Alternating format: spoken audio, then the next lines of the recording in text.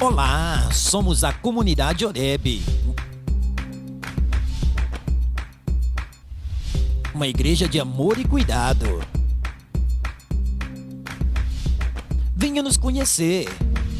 Rua Atílio Guidotti, número 14, Vila Holanda, Osasco, São Paulo. Deus abençoe. Eclesiastes capítulo 10, versículo 10. Presta atenção, irmão. Eclesiastes 10, 10 diz assim: se você deixar o machado perder o corte e não afia, terá de trabalhar muito mais. É inteligente planejar antes de agir. A gente já podia ir embora com essa. Se você não deixar o machado, se você deixar o machado cortar, de novo, se você deixar o machado perder o corte e não afia, terá de trabalhar muito mais. É inteligente planejar antes de agir. Já podia ir embora com essa não. É inteligente planejar antes de tomar qualquer atitude. Vamos continuar. Em outra linguagem diz: um machado sem corte exige que o lenhador faça o dobro de força. Olha só. Mas quem é inteligente afia o machado. Planejar antes e o quê? Afiar o machado. Senão vou ter que trabalhar mais.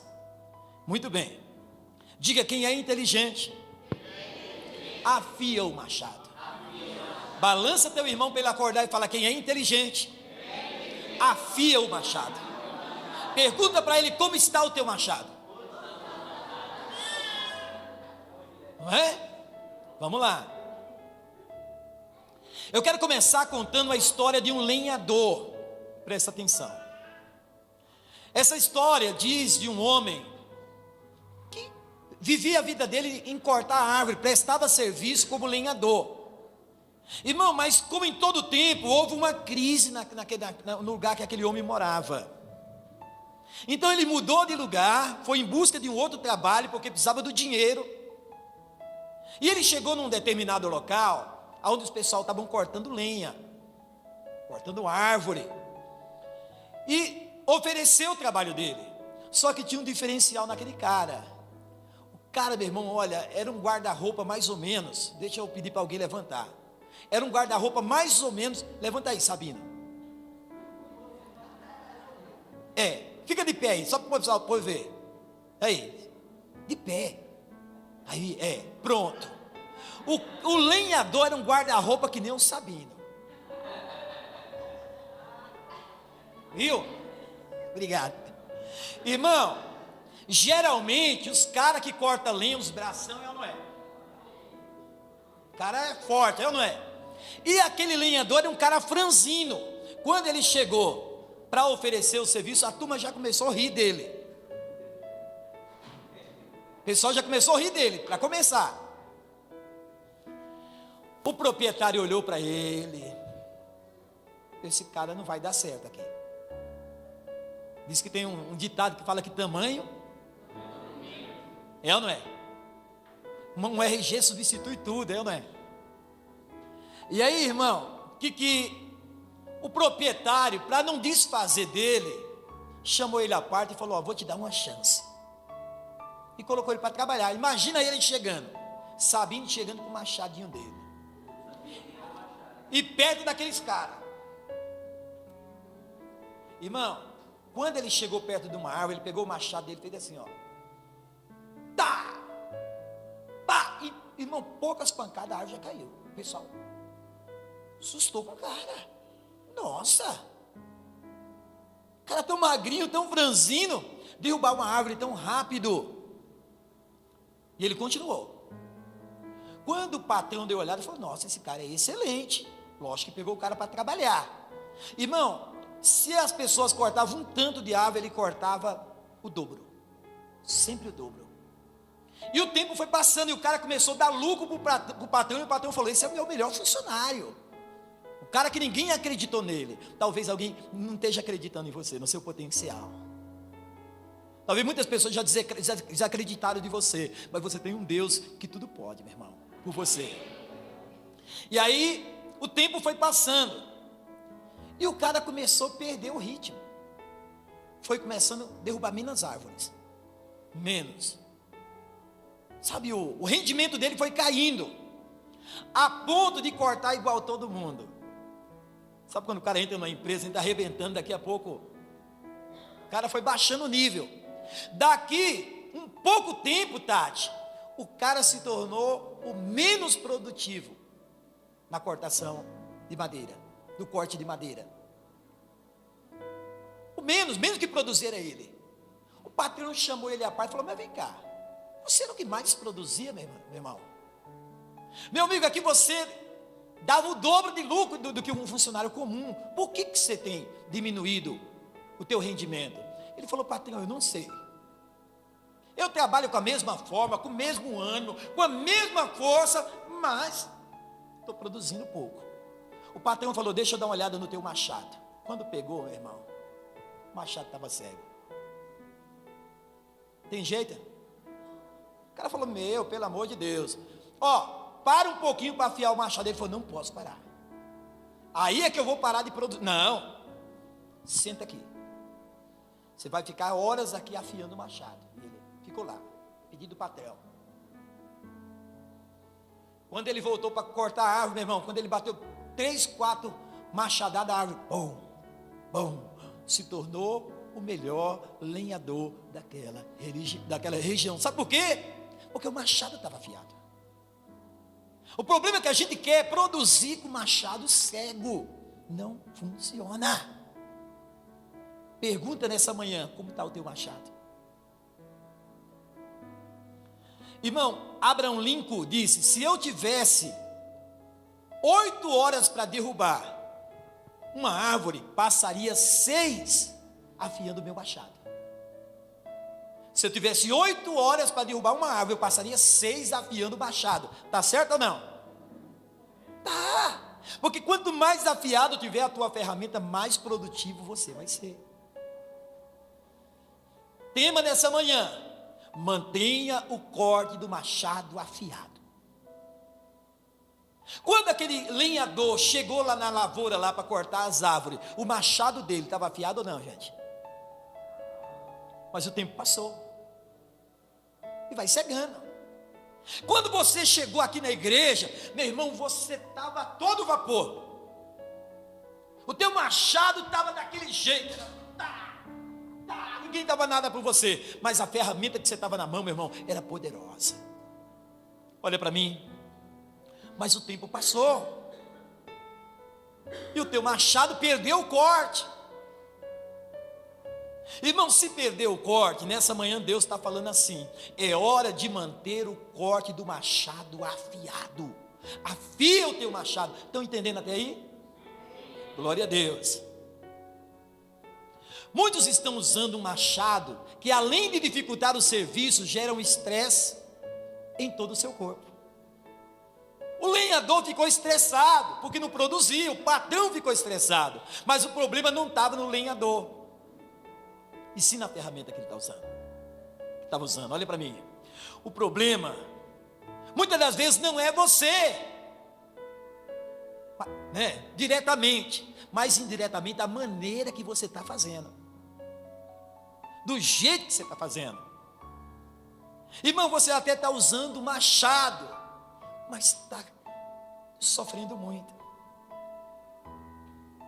Quantas pessoas andam estressadas, preocupadas e desanimadas por não usarem bem as armas e as ferramentas que Deus nos dá, sim ou não?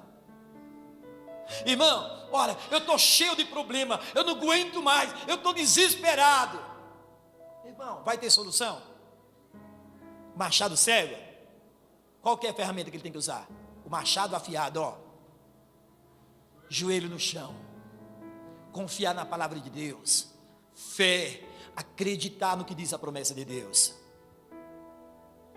Filipenses 4, versículo 6 diz assim: não andeis ansioso de coisa alguma, em tudo, porém sejam conhecidas diante de Deus as vossas petições, pela oração e súplica, com ações e graça. Deus não quer que você ande preocupado, mas que as tuas orações sejam conhecidas diante de Deus. Versículo 7.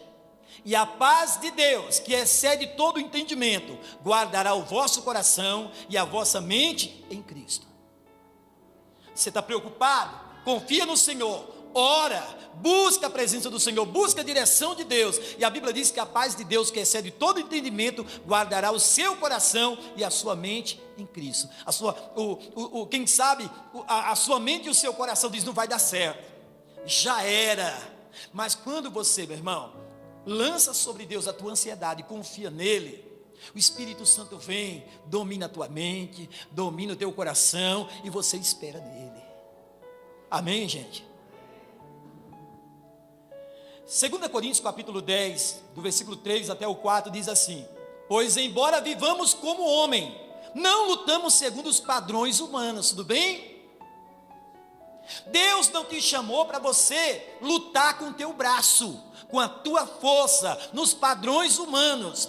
A Bíblia diz, as armas com as quais lutamos não são humanas, ao contrário, são poderosas em Deus, para destruir as fortalezas. Irmão, o machado que Deus te deu é poderoso para destruir qualquer fortaleza que está na tua frente. Agora, irmão, precisa estar afiado. Pare de lutar com a força do seu braço. Seja um profeta de Deus nessa manhã, balança o irmão que está do teu lado e fala, para de lutar com a força do seu braço. Irmão, irmã, você ainda não percebeu, olha para mim, que do teu jeito não funciona? Ainda não caiu a ficha que da tua maneira não funciona? Não dá, gente, do teu jeito não vai dar certo. Jeremias 18:6 diz assim, como barro na mão do oleiro, assim estás vós na minha mão. Amém, gente? Ele é o oleiro, nós somos o barro. Tem até um corinho antigo que diz assim, deixa Deus amassar o barro, para te fazer um forte vaso. Deixa Deus amassar o barro, que sou eu, para te fazer um forte vaso. Deixa meu irmão, deixa Deus te amassar. Ele amassa como quer. Deus está provando a sua fé. Amém, gente? Amém. Como barro na mão do oleiro, assim sois vós em minhas mãos. Isaías 64, versículo 8 diz assim, contudo, Senhor, Tu és o nosso Pai, nós somos o barro, Tu és o oleiro, todos nós somos obra das Tuas mãos. Você é vaso de Deus? Glória a Deus. Esse vaso sou eu, esse vaso é você nas mãos de Deus. Deus é o nosso oleiro. O oleiro só poderá moldar o vaso se o barro estiver totalmente à sua disposição, tá certo? Irmão, Deus só pode fazer alguma coisa, olha para mim, acorda. Deus só pode fazer alguma coisa por você, se você se colocar à disposição, se você se render até Ele. Que tipo de vaso você é? Na casa de Deus há vários vasos de ouro, de prata, mas também de madeira e de barro, uns para honra, outros para desonra. Se alguém se purificar, será vaso para honra, santificado e útil a Deus. 2 Timóteo 2, do 19 até o 21. Está vendo, gente? Há vários tipos de vaso aqui, para honra e para desonra, mas aquele vaso que santificar vai ser usado nas mãos de Deus. Glória a Deus. Vamos lá. 2 Crônicas, capítulo 1, do versículo 7 até o 12. Olha que história interessante. A Bíblia diz que Deus escolheu Salomão para ser rei. E olha o que acontece. Naquela noite, Deus apareceu a Salomão e perguntou, o que quer que eu lhe dê? O que você quer, Salomão? Pede para mim o que você quer. Versículo 8.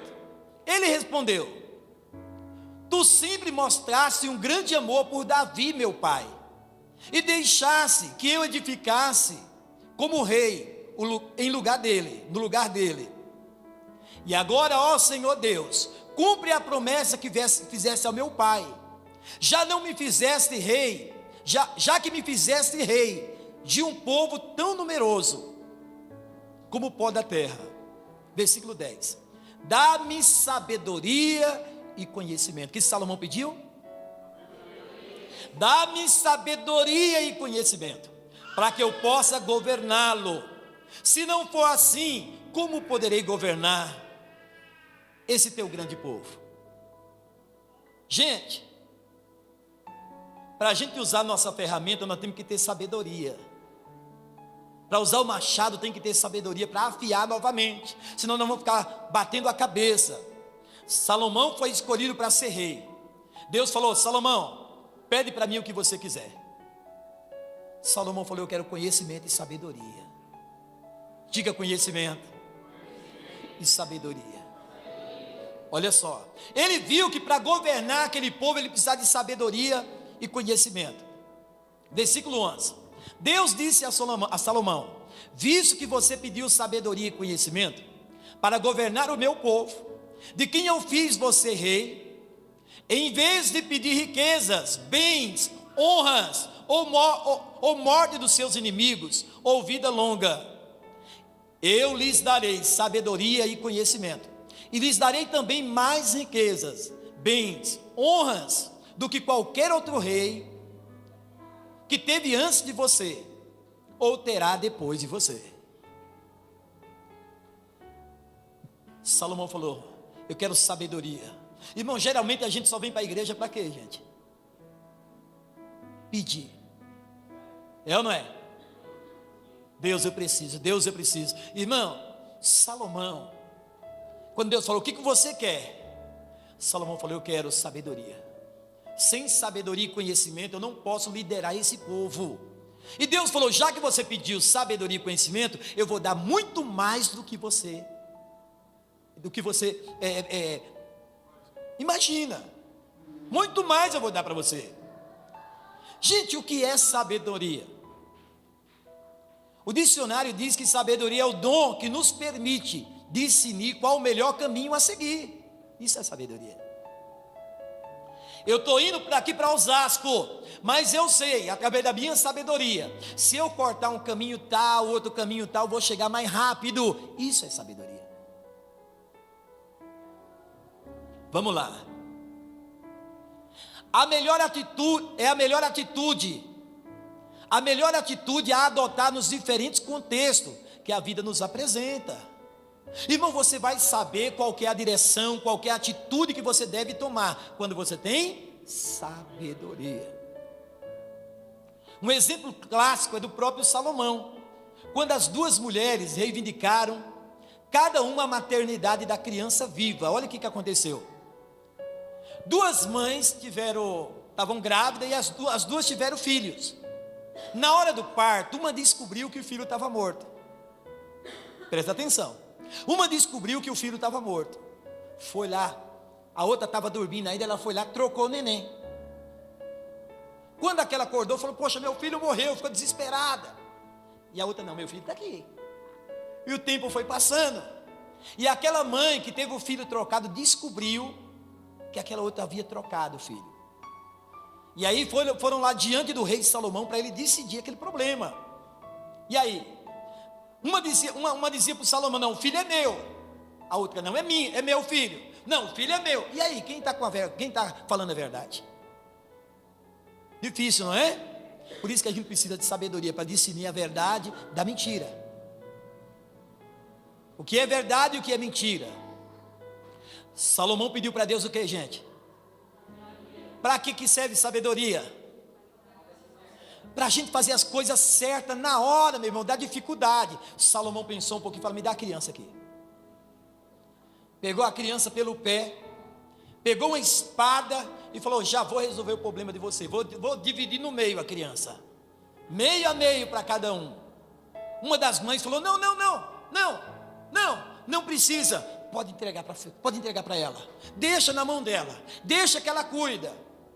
O Salomão pensou e falou assim: você é a mãe verdadeira, porque a outra se calou.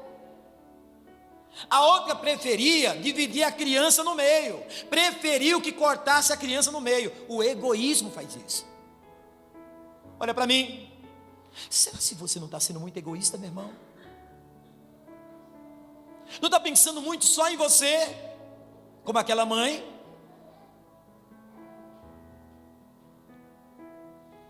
Muito bem. Se algum de vocês tem falta de sabedoria, Tiago capítulo 1, versículo 5 diz assim: peça a Deus, que a todos dá livremente de boa vontade, e lhe será concedida. Ah, irmão, eu só estou fazendo besteira. Está precisando de quê? Sabedoria. E se não tem sabedoria, peça a Deus que Deus te dá sabedoria. Uma pessoa inteligente, Albert Einstein disse assim: uma pessoa inteligente resolve um problema, um sábio previne o problema. É ou não é? Sabedoria. Sabedoria é saber o tempo certo de parar para afiar o machado. Olha para mim, acorda, cabeção, presta atenção aqui. Deus está falando com você. Meu irmão, será que não está na hora de você parar um pouquinho e afiar esse machado? Irmão, o lenhador estava lá, usando a mesma força, usando o mesmo tempo, mas o rendimento estava sendo pouco. Quem sabe você está batendo de um lado para o outro, meu irmão, e não está acordando para ver, e nem para a vida, para entender que é tempo, você precisa parar para afiar o teu machado. Sabedoria é saber o tempo certo de parar para afiar o machado. Mas o que a gente pensa, Alessandra? A gente pensa assim: vou perder tempo. Se eu parar, tempo é o quê? Dinheiro. Se eu parar, eu perco dinheiro. Irmão, a Bíblia diz que a bênção de Deus é que enriquece e não acrescenta dores. Se você tem a bênção de Deus, para um pouquinho. Peraí, preciso parar um pouco. Parar para quê, gente? Afiar o machado. E colocando, trazendo para aplicar isso na nossa vida, parar um pouquinho para afiar o machado. Eu parar um pouquinho, peraí. Eu não estou fazendo certo. Eu não estou sendo inteligente. Eu tenho que usar a estratégia certa. Isso é parar para afiar o machado. Irmão, parar para afiar o machado também é eu estou atirando para todo lado. Aí eu falei: meu Deus, peraí. Não deu certo. Peraí. Eu já sei o que é. A minha ferramenta está cega. Meu machado está cego. Peraí. Fala comigo, Senhor. Fala comigo. E lê a palavra. E ora, fala comigo, Senhor. O que eu tenho que fazer? E ora, eu estou afiando o machado. Se você não parar, meu irmão, para afiar teu machado, irmão, você vai ficar batendo do lado para o outro. Afiar o machado, meu irmão, é tirar tempo sozinho com Deus. É tirar tempo, meu irmão, para você orar, para meditar na palavra de Deus. Irmão, você já acorda assim: Deus, obrigado, Senhor, pelo dia. Obrigado, Senhor, abençoe meu dia. Não é isso que Deus quer, meu irmão. Teu machado está cego, precisa ser afiado.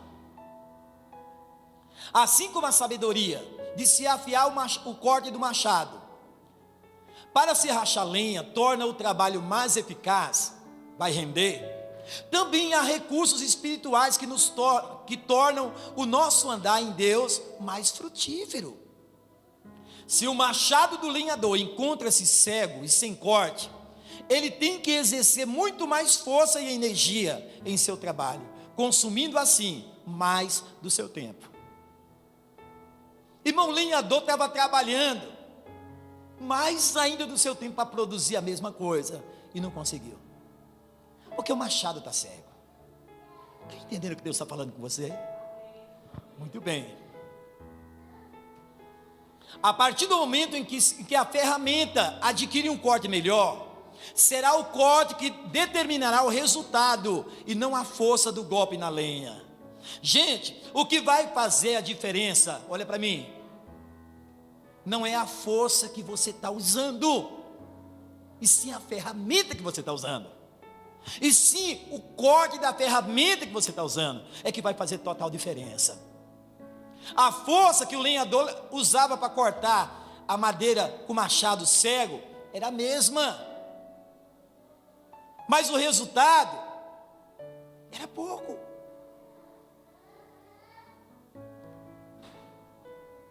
Tá beleza? Vamos lá. Glória a Deus. Provérbio 3:7 diz assim: não sejais sábio aos teus próprios olhos, teme ao Senhor e aparta-te do mal. Gente, às vezes você está olhando na tua ótica e fala, está certo. Poxa, eu vou conseguir. E vai batendo com o machado cego. Aos teus olhos está certo, meu irmão. Parece que está certinho, mas não está. A Bíblia diz, não sejais sábio aos teus próprios olhos, teme ao Senhor e aparta-te do mal. Provérbio 3:7. Não permita que o inimigo renda as suas armas. Eu quero que você preste atenção nessa passagem, que é muito interessante também, meu irmão. Tem tudo a ver com a pregação de hoje. Não permita que o inimigo renda as suas armas. O soldado, quando ele ingressa no serviço militar, ele recebe uma arma. Inclusive, cada arma de um policial tem um nome, ele batiza com nome. Cada arma do policial, cada policial tem um nome, batiza a arma dele com nome. Mas ele tem que proteger a sua arma. Irmão, se o ladrão chegar e render o policial, rendeu a sua arma, acabou a força dele, sim ou não? Se o diabo chegar, meu irmão, e render as suas armas, também você vai ficar vulnerável. Por isso o conselho é, não permita que o inimigo renda as suas armas. Deus está contando com pessoas armadas e eficientes. Irmão, Deus quer que você esteja com o seu machado na mão, que você seja eficiente, que ele seja afiado. Pessoas que usam bem as suas armas espirituais, para que sejam afiados em atingir seu objetivo em Deus. Quem quer atingir seu objetivo em Deus aqui? O que você precisa fazer para alcançar teu objetivo em Deus? Afiar o machado, usar a arma, ser eficiente, meu irmão. Muito bem.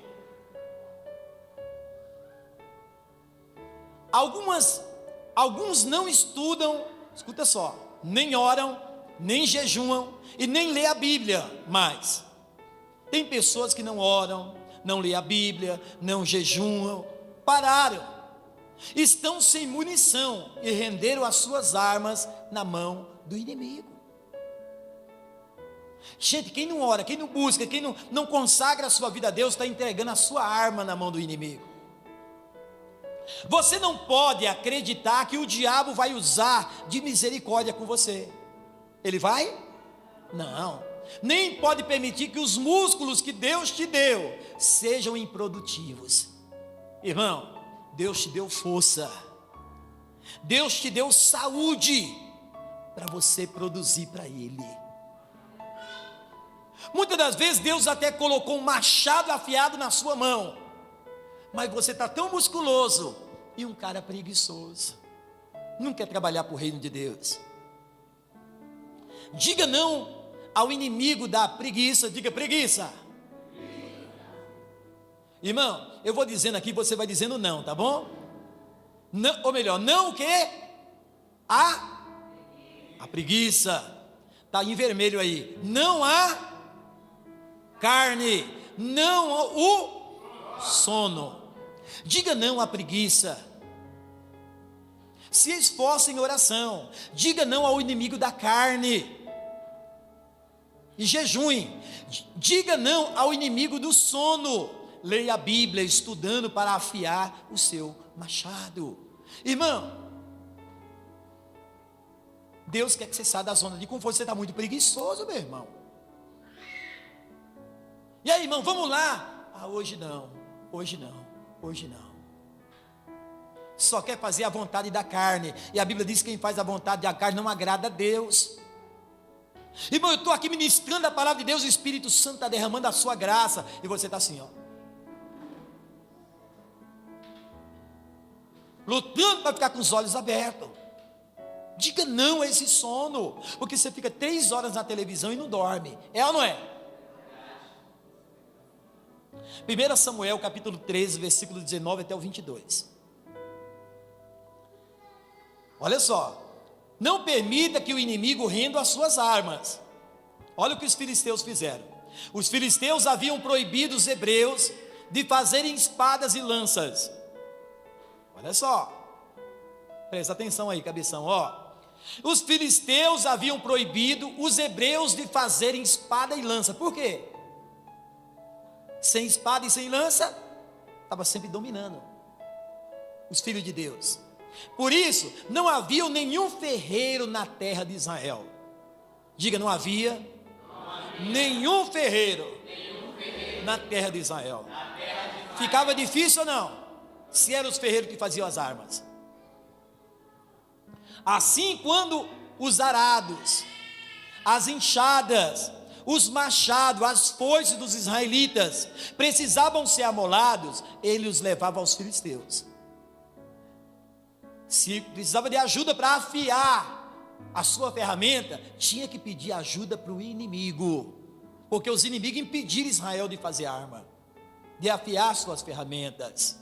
Sabe por quê? Porque um dia Israel se renderam as armas diante do inimigo, fraquejou diante do inimigo, e o inimigo governaram sobre eles.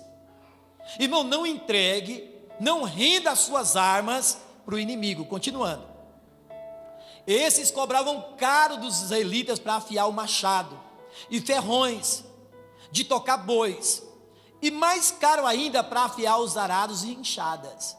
Se alguém precisava de ajuda para afiar a ferramenta, ia lá para os inimigos, para os filisteus. E quando chegava lá, afia aqui o meu arado, afia a minha enxada. Ele falou o seguinte, ó, é caro, tinha que pagar caro. Quando você deixa o inimigo, rende a tua ferramenta ao inimigo, você paga caro. Deus está falando com alguém.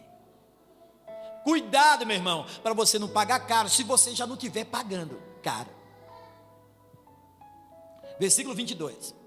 Por isso, no dia da batalha, nenhum israelita tinha nem espada e nem lança. Só Saul, que era o rei, e Jonatas, os seus filhos, tinha espada. Mas de que adiantava só o rei e o filho dele ter espada, e a nação inteira está desarmada? Por quê que eles estavam desarmados? Porque renderam as suas ferramentas, as suas armas para os inimigos. Cuidado, meu irmão. Olha para mim. Esse machado que você tem, foi Deus que te deu. Irmão, eu não sei se vocês são observadores. Quando os policiais andam no meio das pessoas, ele anda com a arma aqui. É ou não é? Eles andam assim, no meio das pessoas? É assim, não é? Ó, protegendo a arma, porque se alguém puxou a arma dele, ele está indefeso. Quem te deu essa arma foi Deus. Cuida do machado que Deus te deu. Cuida, meu irmão, da arma que Deus te deu para o inimigo não render você. Então depois, meu irmão, você vai pagar caro. Se o inimigo te render, você vai lembrar dessa palavra. Você vai pagar caro para afiar a tua ferramenta. O diabo cobra caro de você. Ele te engana. Ele rouba a tua ferramenta. Mas, meu irmão, depois você vai chorar lágrimas de sangue. Malaquias capítulo 3, versículo 18. Então vereis outra vez a diferença entre o justo e o perverso, entre o que serve a Deus e o que não serve. Tem diferença ou não tem? Vou terminar por aqui. Eu quero finalizar com essa outra história, que tem tudo a ver com ferramenta. Falou em pedreiro, em construtor, tem tudo a ver com ferramenta. Eu vou ler a história com vocês. Mateus capítulo 7, versículo 24. Todo aquele, pois, que ouve essas minhas palavras e as pratica. Quem ouve e pratica. Então, meu irmão, quem pratica vai ter sucesso, ó. Será comparado a um homem prudente, que edificou a sua casa sobre a rocha. Homem prudente edifica sobre a rocha. Versículo 25. Diga, caiu a chuva. Transbordar os rios. Soprar os ventos. E bateram contra aquela casa. Diga, mas ela não caiu. Porque foi edificada.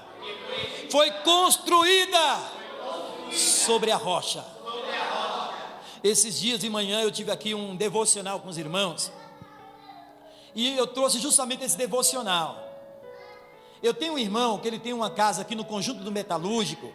Irmão, na frente da casa dele tem uma pedra enorme, enorme. Esse cara já tentou quebrar aquela pedra, quebrou um pedaço, mas está lá a rocha, parece uma laje. E algumas pessoas experientes disseram para ele que só tem uma maneira de destruir aquela rocha: dinamite. O contrário não. Imagina se a pessoa tem uma pedra dessa daí, constrói uma casa em cima. Se só dinamite destrói, tem a estrutura da casa, a ferragem em cima daquela pedra. Gente, vai cair. Aconteceu numa cidade aqui que um rio transbordou. Não sei se você foi em Minas, não foi? Transbordou, meu irmão. Arrasou várias cidades, casas, não foi? Mas a Bíblia diz que esse construtor foi construir a casa e ele falou: eu vou construir sobre a rocha. Veio o vento, bateram naquela casa, caiu a chuva, mas a Bíblia diz que a casa ficou impecável. Continuando aqui.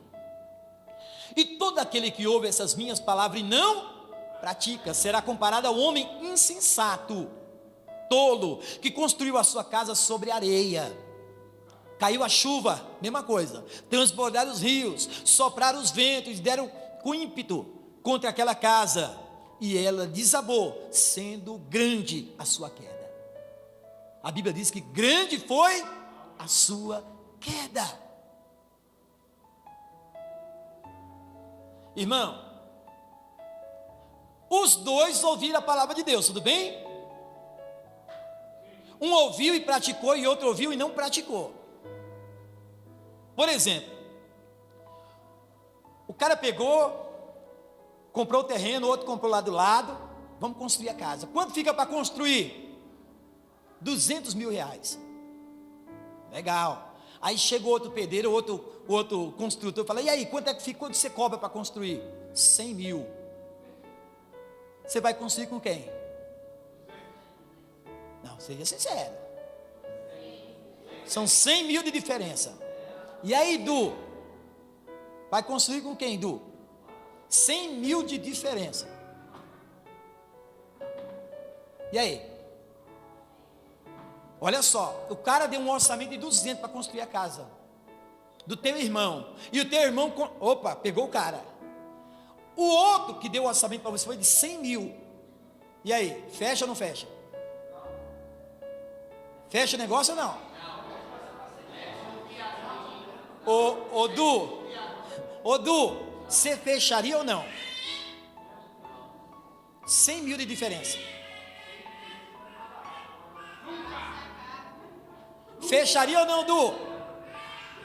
Irmão, vamos deixar de ser crente, religioso. Fecharia ou não fecharia? Você vai comprar uma TV lá em Osasco. Uma custa R$1.000, a outra do mesmo modelo, R$500. Qual que você compra?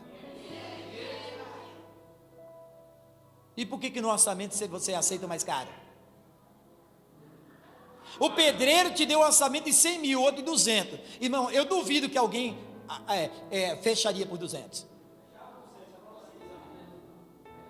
Aí, o Du chegaria no irmão dele e falou: olha, e aí, fechou por quanto? 200. Ah, que isso. Ó, Du. Ó, o cara tá te roubando. O meu pedreiro é feito por 100. O irmão dele ia botar um olho desse tamanho, não é? Quê? 100? 100. Está construída a casa já. Meu, porque você não me falou que eu gastei 100 mil a mais. Você fala: pois eu já economizei 100. Sabedoria. Mas a Bíblia diz, irmão, o que vai definir a diferença das duas casas é o tempo. Diga o tempo. É que vai provar quem vai ficar de pé. É ou não é? O tempo passou e a Bíblia diz que sobre aquela casa que foi construída sobre a areia, sobre a rocha, veio o vento, caiu a chuva, bateu contra aquela casa com força, mas ela continuou de pé. Tudo bem? Irmão, imagina só os dois vizinhos morando na mesma casa. Toda vez que um olhar para a casa do outro, fala: poxa, que besteira que eu fiz, 100zão que eu perdi. É ou não é? Mas o tempo é que vai provar. O tempo passou e a mesma chuva bateu sobre aquela casa que foi construída na rocha. E a Bíblia diz que foi grande a sua queda. Peça para Deus sabedoria. Meu irmão, aquela que foi construída na areia, foi grande a sua queda. E a outra ficou lá inabalável. Eu terminei o devocional dizendo assim: o barato sai caro. Toma cuidado. Se você não tiver com a sua ferramenta afiada, você compra gato por lebre. O barato sai caro. Quantas pessoas compraram notebook, tablet, meu irmão, lá no centro da cidade, e sabe, baratinho, cara, põe aí na bolsa aí, porque é o seguinte, tem que ter um negócio rápido. Você fala: nossa, já põe aqui, o cara sai.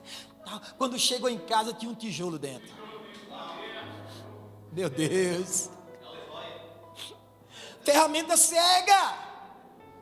Vai comprar coisa, meu irmão, fruto de roubo, e aí? Sai caro. Aleluia. Eu vou terminar dizendo: mantenha o corte do machado afiado. Vamos colocar de pé. Se eu não quiser, meu irmão, me arrepender lá no futuro, se eu não quiser que o diabo cobre de mim pela ferramenta que levou de mim as minhas armas, eu tenho que manter a ferramenta afiada. Eita, tá. Eu tenho que manter a ferramenta afiada. Glória a Deus. Irmão, deixa eu falar uma coisa para vocês. Quem sabe, eu tenho certeza que Deus falou com alguém hoje aqui. Olha para mim. Como é que está a tua ferramenta? Como é que está a tua ferramenta? Olha nos olhos do teu irmão, Pedro, como é que está a tua ferramenta?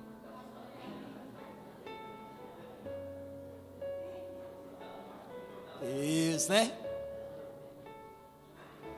Irmão, se essa semana acontecer alguma coisa, geralmente acontece no meio de marido e mulher, né? Sempre tem um probleminha e tal. E aí, o marido ficou bravo, alguma coisa não está dando certo. Você fala: amor, como é que está a tua ferramenta? Amor, será se não é hora de dar uma afiadinha, parar um pouquinho para afiar? De repente, eu chego na sua casa, igual eu fiz na casa do irmão, toquei a campainha e falei assim: moço, com a voz fininha, eu quero pão. Aqui não tem pão não. Aí apertei de novo. Ele: que é?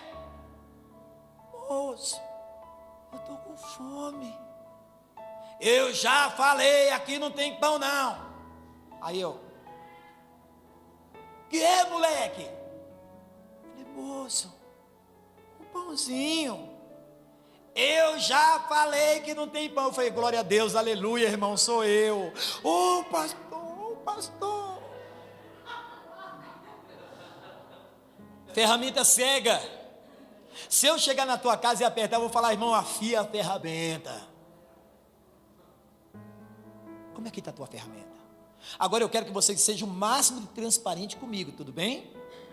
Gente, tem que tirar a máscara, por senão a gente não rompe. Nós não vamos chegar a lugar nenhum. Se a tua ferramenta não está afiada, está cega, como diz lá em Provérbio, você está batendo, não está vindo resultado. Se você está dessa maneira, eu quero convidar você para vir na frente para a gente fazer uma oração, tá bom? Você não está aqui para agradar ninguém, para mostrar nada para ninguém.